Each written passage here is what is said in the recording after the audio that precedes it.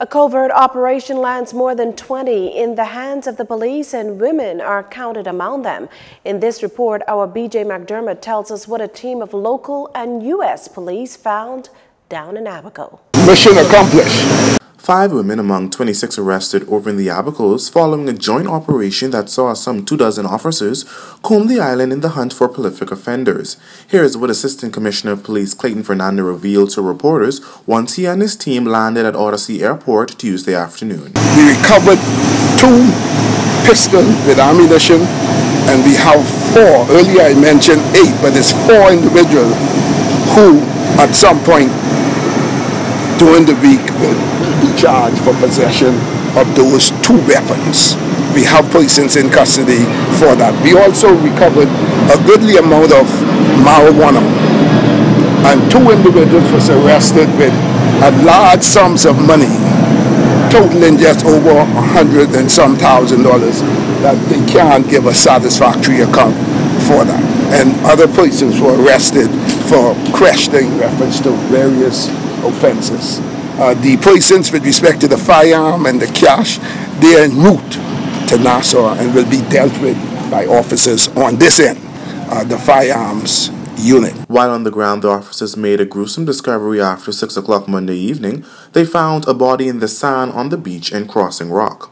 Based on the body that was recovered yesterday evening, Crossing Rock in Abaco, a decomposed body, we can't confirm at this time, but we suspect that it may be one of the individuals or the person alleged to have gotten shot and the body disappeared, and the individual responsible. We are not certain. There's still the autopsy and some other things that we have to do to confirm that it is. But preliminaries that we know at this time, it's a possibility that it could be that same individual. So that investigation is ongoing. Police are relying on an autopsy report to confirm both the victim's identity as well as his cause of death. Now, ACP Fernandez assures that Operation Tidal Surge, as dubbed, is just one of many operations to come in hopes of arresting those inclined to make their escape to the Family Islands. Reporting for JCN News, I'm Berthany McDermott. Relatives packed a courtroom this afternoon as 22-year-old Travis Lamar Sawyer stood before a magistrate to face 4 counts of manslaughter by negligence. This in connection with the 2018 Labor Day parade that ended in the deaths of 4 women, Tabitha Hay, Tammy Gibson, Diane Gray Ferguson, and Kathleen Fernanda. It's alleged that while on the parade, Sawyer left his truck unattended. From all accounts, the vehicle picked up speed as it rolled down East Hill Street, killing the named 4, injuring dozens.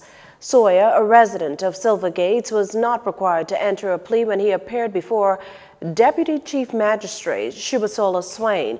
He was not granted bail. He was instead remanded to the Bahamas Department of Correctional Services until November 13 at 10 a.m. At that time, a voluntary bill of indictment will be served. The fight against corruption comes at a cost, and the government's willing to pay it. This in terms of looking to better protect whistleblowers, those who expose corruption or wrongdoing, but risk being driven to the point of bankruptcy for doing so. Addressing the issue before heading into cabinet this morning was Attorney General Carl Bethel, who said people can at times be judgmental, which has in turn proven to be a real disincentive in the fight against all levels of corruption. So the whistleblowers protection provisions in the Freedom of Information Act provide a measure of protection for those who are in some kind of gainful employment, settled employment. We have to decide what we do with persons who are whistleblowers who may have a different employment method, whether it is by contracting with the government or otherwise. The government will bring forward a full Whistleblowers Protection Act to clarify this, because we have to decide as a people what society we want to live in. If we say that we are opposed to corruption, then whistleblowers should not be given an economic death sentence when they step forward and reveal alleged acts of corruption. They have to live too. The AG's comments come as some question the payments made to Jonathan Ash, the man who squealed on former Cabinet Minister Shane Gibson. Gibson is alleged to have solicited thousands of dollars from Ash while in office. There's nothing untoward about these payments. They are installment payments on an acknowledged debt that the Ministry of Finance met on its books when we came to office. Meantime, Gibson's high-profile case picks up early November. A missing persons bulletin issued for Alberto Joseph. It's safe to presume relatives are worried sick about the 64-year-old Gleniston Gardens Prince Charles Drive resident. Joseph's dark-skinned and medium build. Anyone with information that can assist in police finding him should call into the nearest police station. This segment of the news was brought to you by Alive.